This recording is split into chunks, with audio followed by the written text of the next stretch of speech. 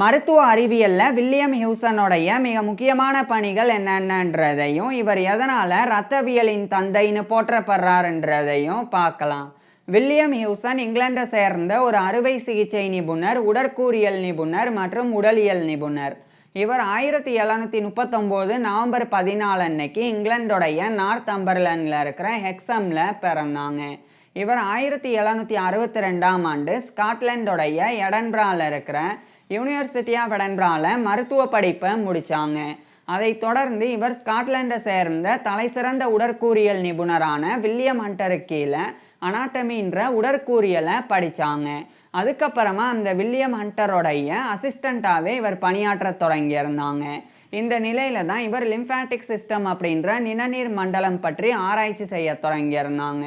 பொதுவாக அந்த காலத்துலலாம் நிணநீர் மண்டலம் பற்றின சரியான புரிதல் இல்லாமல் இருந்தது. உதாரணமாக இந்த நிணநீர் மண்டலமானது மனிதர்கள்லையும் ஆடு மாடு போன்ற விலங்குகள்லையும் மட்டும்தான் இருக்குது அப்படின்னு கருதப்பட்டு வந்தது. இந்த நிலையில தான் வில்லியம் ஹியூசன் உண்மையிலேயே நிணநீர் மண்டலமானது மனிதர்கள்லையும் ஆடு மாடு போன்ற விலங்குகள்லையும் மட்டும்தான் இருக்கா, அல்லது பறவைகள், மீன்கள், ஊர்வன விலங்குகள் போன்ற உயிரினங்கள்லையும் இருக்கா அப்படின்றத பற்றி ஆராய தொடங்கியிருந்தாங்க.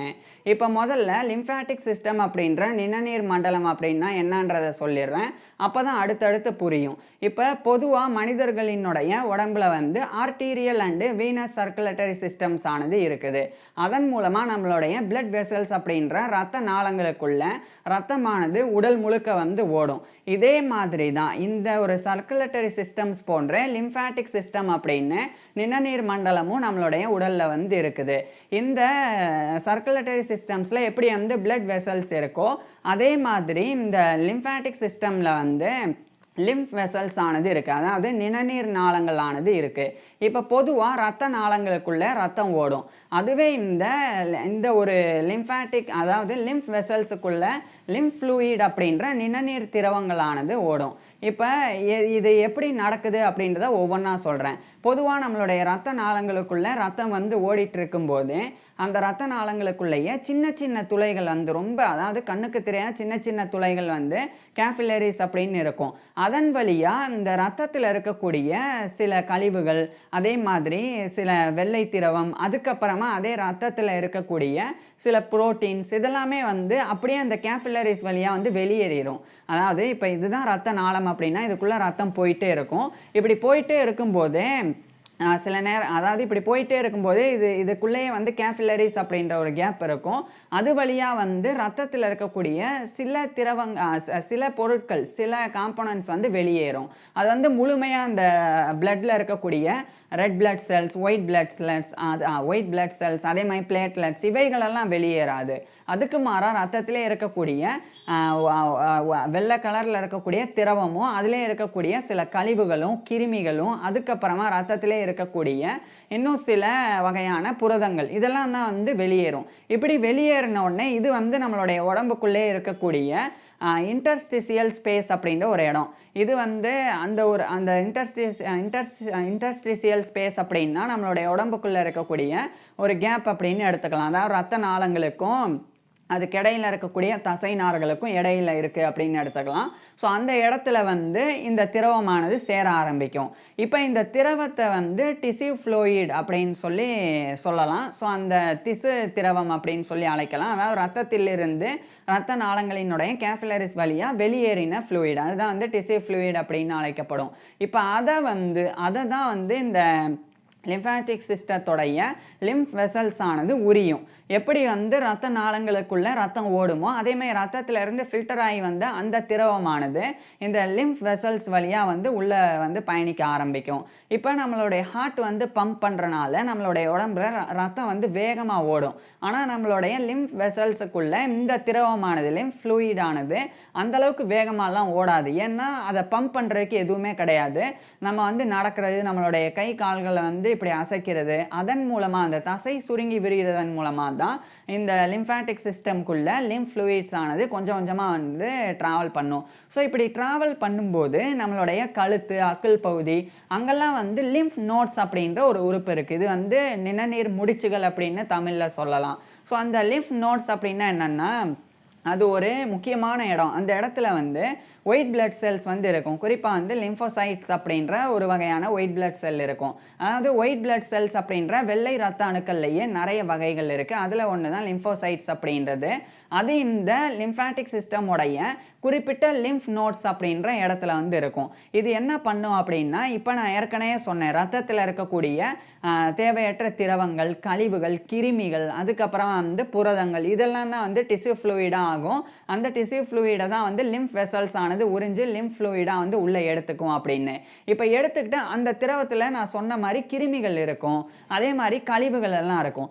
அதை வந்து அந்த லிம்ஃப் நோட்ஸில் இருக்கக்கூடிய லிம்போசைட்ஸ் போன்றவைகள் வந்து அழித்து அந்த ஒரு திரவத்தை வந்து சுத்தப்படுத்தி அதுக்கப்புறம் வந்து கழுத்தில் இருக்கக்கூடிய வெயின்ஸ் வழியாக மறுபடியும் ரத்த நாளத்திலேயே அந்த ஒரு நீரை வந்து அந்த லிம்ஃப் ஃப்ளூயிடை வந்து ரத்தத்திலேயே வந்து செலுத்திடும். ஸோ இப்போ புரிகிறதுக்காக சொல்கிறேன், இதுதான் உடல் அப்படின்னு வச்சுக்குவோம். இப்படி ரத்த நாளம் வந்து போகுது, இந்த இடத்த வந்து இந்த லிம்ஃபாட்டிக் சிஸ்டம் வந்து இப்படி கனெக்ட் பண்ணுது அப்படின்னு வச்சுக்குவோம். இப்போ இதை வந்து புரிஞ்சுக்கோங்க, இது வந்து ரத்த நாளம், இது வந்து இந்த லிம்ஃபாட்டிக் சிஸ்டம்மை வந்து குறிக்குது அப்படின்னு வச்சுக்குவோம். இப்போ இங்கேருந்து வந்து வெளியேறுது, ரத்தத்திலேருந்து திரவம் வந்து வெளியேறுது கழிவுகளோட. இது வந்து இப்படி இது வழியாக வரும். இதுதான் வந்து ஒரு குறிப்பிட்ட இடம் வந்து லிம்ஃப் நோட்ஸ் அப்படின்னு வச்சுக்குவோம். இந்த இடத்துக்கு வந்த உடனே அந்த திரவத்தை சுத்தப்படுத்தி மறுபடியும் இப்படி இந்த இடத்துல தான் கழுத்து இருக்கும். கழுத்தில் இருக்கக்கூடிய வெயின் வழியாக மறுபடியும் ரத்த நாளங்களுக்குள்ளே அந்த திரவத்தை செலுத்திடும். ஸோ இதுதான் வந்து நடக்கும். இந்த வேலையை பண்ணுறது தான் லிம்ஃபாட்டிக் சிஸ்டம். ஸோ இது இருந்தால் தான் வந்து நம்மளுடைய உடம்புக்குள்ளே வந்து இம்யூன் சிஸ்டம் வந்து சரியாக வந்து ஃபங்க்ஷன் ஆகும். ஸோ ஏன்னா இந்த லிம்ஃபாட்டிக் சிஸ்டம் தான் வந்து ஸ்ப்ளீன் அப்படின்ற மண்ணீரல், அதுக்கப்புறமா தைமஸ் அப்படின்ற இன்னொரு ஆர்கன், அதனோடலாம் வந்து தொடர்பில் இருக்குது. ஸோ இப்போ இந்த லிம்ஃபாட்டிக் சிஸ்டம் தான் மனிதர்கள்லையும் அதே மாதிரி ஆடு மாடு போன்ற விலங்குகள்லையும் மட்டும்தான் இருக்குது அப்படின்ற புரிதல் அந்த காலத்தில் இருந்தது. வில்லியம் ஹியூசனுக்கு இது பெரிய சந்தேகம். ஏன்னா இப்போ ரத்த நாளங்களுக்கு அருகில் தான், நான் ஏற்கனவே சொன்ன மாதிரி ரத்த நாளங்களுக்கு பக்கத்தில் தான் லிம்ஃப் வெசல்ஸும் வந்து இருக்கும். ஆனால் அது ரொம்ப மெல்லிஸாக இருக்கும். ஸோ இப்போ ரத்த நாளங்கள் இருந்தால் அந்த லிம்ஃப் வெசல்ஸ் இருக்குது அப்படின்னு சொல்லி வில்லியம் ஹியூசன் வந்து ஒரு அனுமானிக்கிறாங்க, ஹைப்போதிசிஸாக வந்து அனுமானிக்கிறாங்க. அதன் காரணமாக இவர் வந்து அப்போ எந்தெந்த உயிரினங்களினுடைய உடம்புலெல்லாம் இந்த மாதிரி ரத்த நாளங்கள் இருக்கோ அப்போ ரத்த நாளங்களுக்கு பக்கத்தில் லிம்ஃப் வெசல்ஸும் இருக்க வாய்ப்பு இருக்குது. அப்போ லிம்ஃப் வெசல்ஸ் இருக்குன்னா லிம்ஃபாட்டிக் சிஸ்டம் இருக்குது அப்படின்னு தான் அர்த்தம் அப்படின்னு சொல்லி தான் இவர் வந்து இறந்த பறவைகள், அதுக்கப்புறமா போனி ஃபிஷ் அப்படின்ற எலும்புள்ள மீன்கள், அதே மாதிரி ஊர்வன விலங்குகள், அது எல்லாத்தையும் வச்சு இவர் வந்து ஆய்வு செஞ்சு வந்தாங்க, அதனுடைய இறந்த உடல்களை வச்சு. அப்போ இவர் வந்து மைக்ரோஸ்கோப்பை வச்சு பார்க்கும்போது இந்த உயிரினங்களுக்குள்ளேயும் இந்த லிம்ஃபாட்டிக் சிஸ்டம் இருக்குது அப்படின்றத உறுதிப்படுத்தினாங்க. இப்போ உறுதிப்படுத்தின பிறகு இதை விளக்கி சொல்லணும் மற்ற விஞ்ஞானிகளுக்கு. இப்போ விளக்கி சொல்லணும்னா வெறும் சும்மா பார்த்தா அந்த லிம்ஃபாட்டிக் சிஸ்டம் ஆனது தெரியாது. ஏன்னா ரத்த நாளங்களை விட லிம்ஃப் வெசல்ஸ் ஆனது ரொம்ப மெல்லிஸானது. ஸோ இப்போ இதை தெரிய வைக்கணும். அதுக்கு என்ன பண்ணணும் அப்படின்னா, இவர் வந்து மெர்க்கரி அப்படின்ற பாதரசத்தை வந்து ஒரு ஊசி வழியாக மெல்ல எந்த இடத்துல லிம்ஃபாட்டிக் சிஸ்டம் இருக்கும் அப்படின்னு இவர் கருதினாரோ அந்த இடத்துல வந்து அந்த ஊசி வழியாக பாதரசத்தை உள்ளே செலுத்தினாங்க. இப்போ இந்த மெர்க்குரி அப்படின்ற பாதரசத்தினுடைய சிறப்பு என்னன்னா, அது வந்து ஜொலிக்கக்கூடிய தன்மையை கொண்டு இருக்கும். அதனால் இப்போ ஒரு பைப் இருக்குதுன்னு வச்சுக்கோ, ஒரு டியூப், அது வந்து டிரான்ஸ்பரண்ட்டாக இருக்குது. இப்போ அந்த பைப்பை இப்படி வச்சு பார்த்தா அந்த பக்கம் என்ன இருக்குது அப்படின்னு தெரியுது அப்படின்னு வச்சுக்குவோம். இப்போ இந்த பைப்பு இருக்கிறதே தெரியாது. அப்போ அதுக்குள்ளே ஜொலிக்கக்கூடிய ஏதாவது ஒரு விஷயத்தை ஊற்றிட்டா அப்போ இங்கே பைப் இருக்குன்னு தெரியும்ல. அந்த மாதிரி தான் லிம்ஃப் வெசல்ஸுக்குள்ளே இவர் வந்து மெர்க்குரியை வந்து ஊற்றினாங்க, அதாவது ஊசி வழியாக செலுத்தின பிறகு மற்ற விஞ்ஞானிகளுக்கு காமிச்சாங்க. அப்போ தான் மற்ற விஞ்ஞானிகள் ஒத்துக்கிட்டாங்க, உண்மையிலேயே பறவைகள்லையும் இந்த லிம்ஃபாட்டிக் சிஸ்டம் இருக்குது, அதாவது எலும்புள்ள மீன்கள்லையும் இந்த லிம்ஃபாட்டிக் சிஸ்டம் இருக்குது, ஊர்வன விலங்குகள்லையும் இந்த லிம்ஃபாட்டிக் சிஸ்டம் இருக்குது. உதாரணத்துக்கு முதலை போன்ற உயிரினங்கள், ஸோ இந்த பல்லி போன்ற உயிரினங்கள், ஸோ இதிலெல்லாம் இருக்குது அப்படின்னு சொல்லி அதுக்கப்புறம் தான் வந்து புரிய வந்தது. ஸோ இந்த ஒரு விஷயத்தை 1768ஆம் ஆண்டு வில்லியம் ஹியூசன் வந்து விளக்கினாங்க. இது மிகப்பெரிய ஒரு விஷயமா இருந்தது. அதுக்கப்புறம் தான் அறிவியல் உலகத்தில் பல்வேறு வளர்ச்சிகள் ஏற்பட்டு இன்றைய காலகட்டத்தில் முதுகெலும்புள்ள அத்தனை உயிரினங்கள்லையும் லிம்ஃபாட்டிக் சிஸ்டம் இருக்குது அப்படின்றது உறுதிப்படுத்தப்பட்டிருக்கு. அதுக்கு அடித்தளமிட்டது வில்லியம் ஹியூசன் தான். இதுக்கப்புறமா 1769 இந்த காலகட்டத்தில் இவர் செஞ்ச இந்த ஒரு ஆராய்ச்சிக்காக இங்கிலாந்துடைய லண்டனில் இருக்கிற ராயல் சொசைட்டியினுடைய மிக உயர்ந்த மெடலான கால்பி மெடல் அதை வந்து இவருக்கு கொடுத்து இவரை வந்து காப்லி மெடல் அதை இவர் கொடுத்து இவரை வந்து அங்கீகரித்தாங்க. அது மிகப்பெரிய ஒரு கௌரவமாக இருந்தது. அதுக்கப்புறம் 1770ஆம் ஆண்டு அந்த ராயல் சொசைட்டியோடைய ஒரு ஃபெல்லோவாக இவர் வந்து தேர்ந்தெடுக்கப்பட்டாங்க. அதுக்கப்புறமா இவரை வந்து ரத்தம் உறைதல் பற்றி ஆராய்ச்சி செய்ய தொடங்கியிருந்தாங்க. அதாவது பொதுவாக இப்போ நம்மளுடைய உடம்புல எங்கேயாவது காயம் ஏற்பட்ட உடனே அந்த அடிப்பட்ட உடனே ரத்தம் வெளியே வர ஆரம்பிக்கும். ஆனால் கொஞ்ச நேரத்திலே அந்த ரத்தம் வந்து அப்படியே கட்டியாகி அந்த இடத்துல வந்து அப்படியே ரத்தம் வெளியேறது நின்றுடும். ஸோ இது எதனால் நடக்குது அப்படின்னு அந்த காலத்தில் தவறான புரிதல்கள் இருந்தது. எதனால் அப்படின்னா உடம்புக்குள்ளே வந்து ஒரு குறிப்பிட்ட வெப்பநிலை இருக்குது. அடிப்பட்டு ரத்தம் வெளியேறும்போது இந்த வெளியே இருக்கக்கூடிய வெப்பநிலை வந்து குளிர்ச்சியான வெப்பநிலை. அதனால ரத்தம் வந்து உறைஞ்சி போயிடுது. எப்படி தண்ணி வந்து குளிர்ந்தா பனிக்கட்டி ஆகுதோ அது மாதிரி நடக்குது அப்படின்னு ஒரு புரிதல் இருந்தது.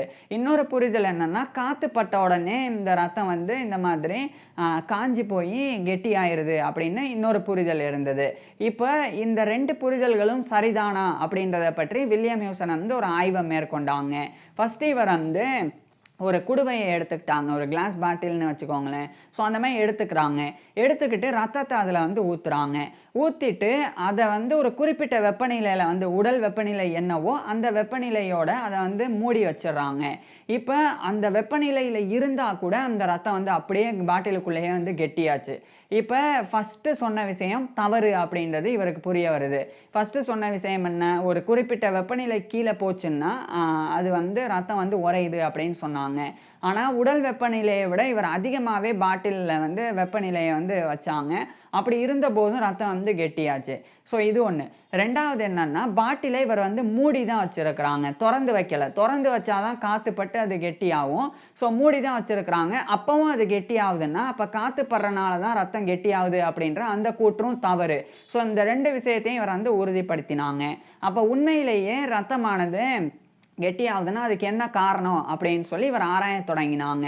அப்போ அந்த ஆராய்ச்சிக்காக இவர் வந்து நியூட்ரல் சால்ட்ஸில் ஒன்றான அதாவது இந்த நியூட்ரல் சால்ட்ஸ் அப்படின்ற சில உப்புகளை வந்து இவர் வந்து எடுத்துக்கிட்டாங்க. ஸோ சோடியம் சல்ஃபேட் இது மாதிரியான நியூட்ரல் சால்ட்ஸ் தான் அது. ஸோ அதை எடுத்துக்கிட்டு அதை வந்து ஃபஸ்ட்டு இவர் வந்து ரத்தத்தில் போடுறாங்க, கலக்குறாங்க.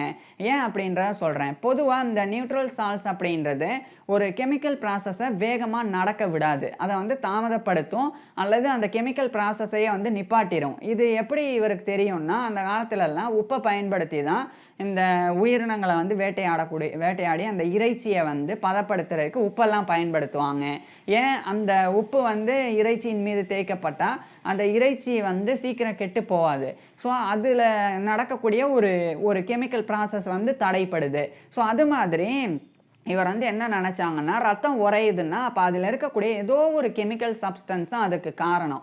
அப்போ அந்த கெமிக்கல் சப்ஸ்டன்ஸ் என்ன அப்படின்றத கண்டுபிடிக்கணும்னா அந்த கெமிக்கல் ப்ராசஸை தடுத்து நிறுத்தணும். அதுக்கு இந்த நியூட்ரல் சால்ட்ஸை பயன்படுத்தணும் அப்படின்னு சொல்லி இவர் ஒரு பாட்டிலை வச்சு அதுக்குள்ளே ரத்தத்தை ஊற்றி அதில் இந்த நியூட்ரல் சால்ட்ஸை வந்து கலக்கிறாங்க. கலந்த உடனே இவர் எதிர்பார்த்தபடியே ரத்தமானது உறையாமல் அப்படியே வந்து தண்ணியாகவே இருந்துச்சு. அதுக்கப்புறம் கொஞ்சம் நேரம் கழித்து ரத்தத்தில் இருக்கக்கூடிய red blood cells, white blood cells அதெல்லாம் அப்படியே வந்து கீழே போயிடுது, அந்த தண்ணி கீழே வந்து போயிடுது. இப்போ மேலே வந்து வெறும் ரத்தத்தினுடைய பிளாஸ்மா மட்டும் இருக்குது, ஒரு பகுதி தான் பிளாஸ்மா, ரத்தத்தினுடைய ஒரு பகுதி. ஸோ அது மட்டும் இருக்குது. இப்போ இவர் என்ன பண்ணுறாங்க, இந்த பிளட் செல்ஸ் எல்லாம் வந்து நீக்கிடுறாங்க, அந்த பாட்டிலேருந்து நீக்கிடுறாங்க. இப்போ வெறும் ரத்தத்தினுடைய மற்ற காம்பனன்ட்ஸ் மட்டும்தான் இருக்குது. இப்போ இவர் வந்து உப்பை வந்து அந்த நியூட்ரல் சால்ட்ஸையும் வந்து நீக்குறாங்க. நீக்கின உடனே அது வந்து மெல்ல மெல்ல மெல்ல மெல்ல அப்படியே வந்து கட்டியாக மாற ஆரம்பிச்சிருந்தது. அப்போ ரத்தம் கட்டியாகிறதுக்கு பிளட் செல்ஸ் காரணம் கிடையாது, அதுக்கு மாறாக அதே ரத்தத்தில் இருக்கக்கூடிய ஒரு வகையான ஒரு புரோட்டீன் காரணம் அப்படின்னு சொல்லி இவர் வந்து கண்டறிகிறாங்க. அதுக்கு இவர் வந்து கோஆகுலேஷன் லிம்ஃப் அப்படின்னு பேரிட்டாங்க. ஏன் அப்படின்றத சொல்கிறேன். இப்போ பிளட் செல்ஸ் எல்லாம் நீக்கின பிறகு நியூட்ரல் சால்ட்ஸையும் நீக்கின உடனே அந்த கெமிக்கல் ப்ராசஸ் மறுபடியும் தொடங்கும் போது அதை உத்து பார்த்தா அதில் ஒரு வகையான புரோட்டீன் இருந்தது. ஸோ அதுதான் வந்து இதை வந்து உறைய வைக்குது அப்படின்னு இவர் உறுதிப்படுத்தினாங்க. ஸோ இப்போ இவர் வந்து உறுதிப்படுத்தின உடனே அதுக்கு கோஆகுலேஷன் லிம்ஃப் அப்படின்னு பேரிட்டாங்க. அதுதான் இன்றைய காலகட்டத்தில் ஃபைப்ரினோஜென் அப்படின்னு இருக்குது, பேரிடப்பட்டிருக்கு. ஃபைப்ரினோஜென் அப்படின்றது ஒரு கிளாட்டிங் ஃபேக்டர், அதாவது நம்மளுடைய ரத்தம் வந்து உறையிறதுக்கு இந்த ஃபைப்ரினோஜென் அப்படின்ற புரோட்டீன் தான் காரணம். ஏன்னா ஃபைப்ரினோஜென் ஆனது திரவமாக இருக்கும். இது ஃபைப்ரின் அப்படின்ற ஒரு வகையான வலையாக மாறும். அப்படின்னா என்னென்னா, இங்கே காயம் ஏற்பட்டது அப்படின்னா உடனடியாக ரத்தம் வெளியேறிட்டே இருக்கும். அப்போ இந்த ஃபைப்ரின் தான் இந்த இடத்துல வலையை வந்து பின்னி இந்த இடத்துல இருந்து ரத்தம் வெளியேறாமல் அப்படியே தடுத்து நிறுத்தும். ஸோ அந்த வேலையை பண்ணக்கூடிய ஃபைப்ரின் தான். ஸோ அதைத்தான் இவர் வந்து ஆரம்பத்தில் கோஆகுலேஷன் லிம்ஃப் அப்படின்னு பேரிட்டு இருந்தாங்க. ஸோ அதை இவர் வந்து 1770களில் கண்டுபிடிச்சிருந்தாங்க. இது ஒரு மிகப்பெரிய ஒரு விஷயமா இருந்தது. இதை கண்டுபிடிச்சது மட்டும் இல்லாமல் மேற்கொண்டு இவர் வந்து தொடர்ச்சியாக ரத்தத்தை ஆய்வு செஞ்சாங்க. அப்போ இன்னொரு விஷயத்தையும் கண்டுபிடிச்சாங்க. என்னன்னா, அந்த காலத்தில் ஆண்டனி வேன் லீவன்ஹோக் அப்படின்ற நெதர்லாண்ட்ஸை சேர்ந்த ஒரு மைக்ரோபயாலஜிஸ்ட், நுண்ணுயிரியலாளர். அவர் ரொம்ப தலை சிறந்த ஒரு நுண்ணுயிரியலாளர். அவர் ஒரு விஷயத்தை சொல்லியிருந்தாங்க. ரெட் பிளட் செல்ஸோடைய வடிவம் வந்து ஸ்பிரிக்கல் அப்படின்னு சொல்லியிருந்தாங்க. அப்போ இவர் நுண்ணோக்கியை வச்சு ஆய்வு செஞ்சு உண்மையிலேயே ரெட் பிளட் செல்ஸோடைய வடிவமானது ஸ்பிரிக்கல் கிடையாது. அது வந்து ஒரு வகையான ஃப்ளாட் டிஸ்காய்டு ஷேப்ஸ் அப்படின்றத இவர் வந்து விளக்கினாங்க. ஸோ அது பிற்காலத்தில் உறுதி செய்யப்பட்டது. உண்மையிலே இது வந்து ஃப்ளாட்டான டிஸ்காய்டு ஷேப்பில் இருக்கிறனால தான் ரத்த நாளங்களானது நம்மளுடைய பிளட் செல்ஸ், அந்த ரெட் பிளட் செல்ஸ் அப்படின்ற சிவப்பு ரத்த அணுக்களானது நம்மளுடைய ரத்த நாளங்களுக்குள்ளே நெளிஞ்சு போகுது. ஸோ அதை வந்து இவர் தான் வந்து அதனுடைய வடிவத்தை உறுதிப்படுத்தினாங்க. அது மட்டும் இல்லாமல் இவர் வந்து பிளட்டை ரிசர்ச் பண்ணி வரும்போதே அதில் ஒயிட் பிளட் செல்ஸும் இருக்குது அப்படின்றத ஆரம்பத்திலே இவர் வந்து கண்டறிஞ்சாங்க. ஏன்னா அந்த காலத்துலலாம் ரெட் பிளட் செல்ஸ் மாதிரியே ஒயிட் பிளட் செல்ஸும் இருக்குது அப்படின்ற புரிதலெல்லாம் கிடையாது. ஸோ அதையும் இவர் தான் வந்து கண்டறிஞ்சாங்க. ஸோ இந்த மாதிரி பல்வேறு விஷயங்களை தொடர்ச்சியாக வில்லியம் ஹியூசன் வந்து ஆய்வுகளாக வந்து செஞ்சு வந்தாங்க. அதுக்கப்புறமா இவர் வந்து ரெட் பிளட் செல்ஸை வச்சு இன்னொரு ஆய்வை மேற்கொண்டாங்க. அது வந்து ஆஸ்மாட்டிக் ப்ரெஷர், அதுக்கு வந்து ஆஸ்மாட்டிக் அப்படின்ற ஒரு ஆய்வு தான். அப்படின்னா என்னன்றதை சொல்கிறேன். பொதுவாக ஆஸ்மாட்டிக் தியரி அப்படின்னு ஒன்று இருக்குது. அது என்னென்னா, இப்போ 2 கிளாஸ் வச்சுக்குவோம். 2 கிளாஸில் ஒரு கிளாஸில் வந்து உப்பு தண்ணி, ஒரு கிளாஸில் வந்து உப்பு இல்லாத தண்ணி. இப்போ 2 தண்ணியும் கீழே ஊற்றுறோம் அப்படின்னு வச்சுக்குவோம். இப்போ உப்பு இல்லாத தண்ணி வந்து உப்பு தண்ணியை நோக்கி போகும். ஏன் போகும்னா அதை வந்து டைல்யூட் பண்ணுறதுக்காக. ஸோ இதை அடிப்படையாக வச்சு ஒரு விஷயத்தை பண்ணாங்க. என்ன பண்ணாங்கன்னா, ரெட் பிளட் செல்ஸை எடுத்து ஒரு சுத்தமான தண்ணியில் இவரை வந்து ஃபஸ்ட்டு போட்டாங்க. அதில் உப்பு கிடையாது. அப்படி போட்டு பார்க்கும்போது என்ன நடக்குது அப்படின்னு பார்த்தாங்க. அப்படி பார்த்தா ரெட் பிளட் செல்ஸ் ஆனது அதுக்குள்ளே இருக்கக்கூடிய அதாவது ரெட் பிளட் செல்ஸுக்குள்ளே வந்து அந்த நீரை வந்து உறிஞ்சிக்கிட்டு அந்த ரெட் பிளட் செல்ஸ் ஆனது வீங்கி போயிருச்சு. இப்போ அதுக்கப்புறம் உப்பு நிறைந்த தண்ணியில் வந்து ரெட் பிளட் செல்ஸை இவர் போடுறாங்க. அப்போ ரெட் பிளட் செல்ஸ் ஆனது அதுக்குள்ளே இருக்கக்கூடிய தண்ணியை வெளியேற்றிட்டு அது சுருங்கிருச்சு. அதாவது இது எப்படி நடக்குது அப்படின்றத சொல்கிறேன், ஈஸியாக புரிஞ்சிடும். இப்போ ரெட் பிளட் செல்ஸுக்குள்ளேயும் வந்து திரவம் இருக்கும்.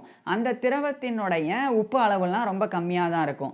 அதை விட கம்மியாக இருக்கக்கூடிய, அதாவது உப்பினுடைய அளவு கம்மியாக இருக்கக்கூடிய நீரில் அதை போட்டால் என்ன நடக்குதுன்னா, வெளியே வந்து உப்பு இல்லாத தண்ணி இருக்குது. அப்போ அது வந்து வேகமாக இந்த ரெட் பிளட் செல்ஸோடைய உள்ளே வந்து போயிடுது. ஏன்னா ரெட் பிளட் செல்ஸுக்குள்ளே வந்து ஓரளவுக்கு உப்பு நிறைந்த தண்ணி இருக்குது. ஸோ அதை நோக்கி இந்த நீர் வந்து போகுது. அதனால ரெட் பிளட் செல்ஸ் வீங்கிருது. அதுவே வந்து ரெட் பிளட் செல்ஸை உப்பு நீரில் போடும்போது ரெட் பிளட் செல்ஸோடைய திரவத்தில் இருக்கக்கூடிய உப்பை விட உப்பு நீரில் இருக்கக்கூடிய உப்பு வந்து அதிகமாக இருக்கும். அப்போ என்ன நடக்குது, வெளியே நோக்கி அந்த உப்பு நீரை நோக்கி இந்த ரெட் பிளட் செல்ஸோடைய உடம்புக்குள்ளே இருக்கக்கூடிய, அதாவது உடம்பு அப்படின்னா அதனுடைய அந்த ரெட் பிளட் செல்ஸுக்குள்ளே இருந்து அந்த திரவமானது வெளியேறி அந்த உப்பு நீரில் கலக்குது. அதனால ரெட் பிளட் செல்ஸ் அப்போ சுருங்குது. ஸோ இதை தான் இவர் வந்து கண்டறிகிறாங்க. அப்போ ரெட் பிளட் செல்ஸுக்குள்ளே செல் மெம்பரைன் அப்படின்ற, அதாவது உயிரினர்களினுடைய ஜவ்வு இருக்குது அப்படின்னு சொல்லி இவர் வந்து கண்டறிஞ்சாங்க. அதனால் வரைக்கும் ரெட் பிளட் செல்ஸுக்குள்ளே இந்த செல் மெம்பரைன்லாம் இருக்குது அப்படின்னு கண்டறியப்படலை. இதை இவர் தான் கண்டறிஞ்சாங்க. இதை எப்படி கண்டறிஞ்சாருன்னா, இந்த ஒரு ஆய்வு அடிப்படையாக வச்சு தான். ஏன்னா இந்த செல் மெம்பரைன், ஏதாவது ஒரு மெம்பரைன் இருந்தால் தான் உப்பு நீரை நோக்கி சாதாரண நீரை வந்து வெளியேற்றும், அல்லது இன்னும் சாதாரணமாக இருக்கக்கூடிய நீரை வடிகட்டி அதுக்குள்ளே எடுத்துக்கும். அதுக்கு மெம்பரைன் கண்டிப்பாக தேவை. ஸோ அது நடக்குது ரெட் பிளட் செல்ஸுக்குள்ளனா மெம்பரைன் இருக்குது அப்படின்னு அர்த்தம். அதை இவர் வந்து விளக்கினாங்க. அதுக்கப்புறம் இது எல்லாத்தையும் விளக்கி 1771 டு 1772 இந்த காலகட்டத்தில் எக்ஸ்பிரிமெண்டல் இன்கொயரிஸ் அப்படின்ற டைட்டிலில் அது ஒரு புக்காக எழுதி வெளியிட்டாங்க. அதனுடைய செகண்ட் பார்ட்டை 1774 இவர் வந்து வெளியிட்டாங்க. அதுக்கப்புறமா கூடுதலாக இவர் வந்து இந்த லிம்ஃப் வெசல்ஸுக்குள்ளே போகக்கூடிய அந்த நீர்மங்கள், குறிப்பாக வந்து இந்த லிம்ஃப் ஃப்ளூயிட்ஸ், அதனுடைய சென்ட்ரல் பார்ட்டிகல்ஸ் வந்து அதில் இருக்கக்கூடிய சென்ட்ரல் பார்ட்டிகல்ஸுக்கு காரணமே நம்மளுடைய உடம்புல இருக்கக்கூடிய தைமஸ் மற்றும் ஸ்ப்ளீன் இந்த 2 உறுப்புகள் தான் அப்படின்றத இவர் மிகச்சரியாக கண்டறிஞ்சும் சொன்னாங்க. இந்த மாதிரி பல்வேறு சாதனைகள் இவர் செஞ்சு வந்தாங்க. இவருடைய 35 வயசு கூட ஆகலை, அதுக்குள்ளே இவ்வளோ பண்ணியிருந்தாங்க. இந்த நிலையில தான் இவர் ஒரு சடலத்தை அறுத்து ஆய்வு செஞ்சுட்டு இருக்கும்போது அந்த சடலத்தை அறுத்த அந்த கத்தி இவருடைய மேலையும் பற்றுது. அதன் மூலமாக சடலத்தில் இருந்த கிருமிகளானது இவருடைய உடம்புல பரவி செப்சஸ் அப்படின்ற விஷ பாதிப்பு ஏற்பட்டு 1774 மே 1 அன்னைக்கு வெறும் இவருடைய 34 வயதிலேயே இவர் வந்து இறந்து போயிடுறாங்க. இவர் வாழ்ந்தது 34 வருஷமாக இருந்தாலும் இதுக்குள்ளே இவ்வளோ சாதனைகளை வில்லியம் ஹியூசன் வந்து பண்ணியிருந்தாங்க. ஏன்னா இவர் செஞ்சிருந்த நான் சொன்ன எல்லா விஷயங்களையுமே இன்றைய காலகட்டத்தில் உறுதி செய்யப்பட்டிருக்கு. ஆனால் இதை இவர் செஞ்சது வந்து 1770களில். ஸோ அதுதான் வந்து ஆச்சரியமான ஒரு விஷயம். ஸோ இப்பேற்பட்ட வில்லியம் ஹியூசன் பற்றி நீங்கள் என்ன நினைக்கிறீங்க அதை கீழே கமெண்ட்ஸில் சொல்லுங்கள். அதே மாதிரி இவருடைய ஃபுல் லைஃப் ஹிஸ்ட்ரியை நான் ஏற்கனவே பேசியிருக்கேன். அதை பார்க்குறதுக்கு கீழே டிஸ்கிரிப்ஷனில் லிங்க் கொடுத்துருக்குறேன், கட்டாயமாக பாருங்கள். அது மட்டும் இல்லாமல் நான் இவரை பற்றி பேசின எல்லா விஷயங்களையுமே டெக்ஸ்ட்டாகவும் வந்து டிஸ்கிரிப்ஷனில் கொடுத்துருக்குறேன், வேணும்னா படித்து பார்க்கலாம்.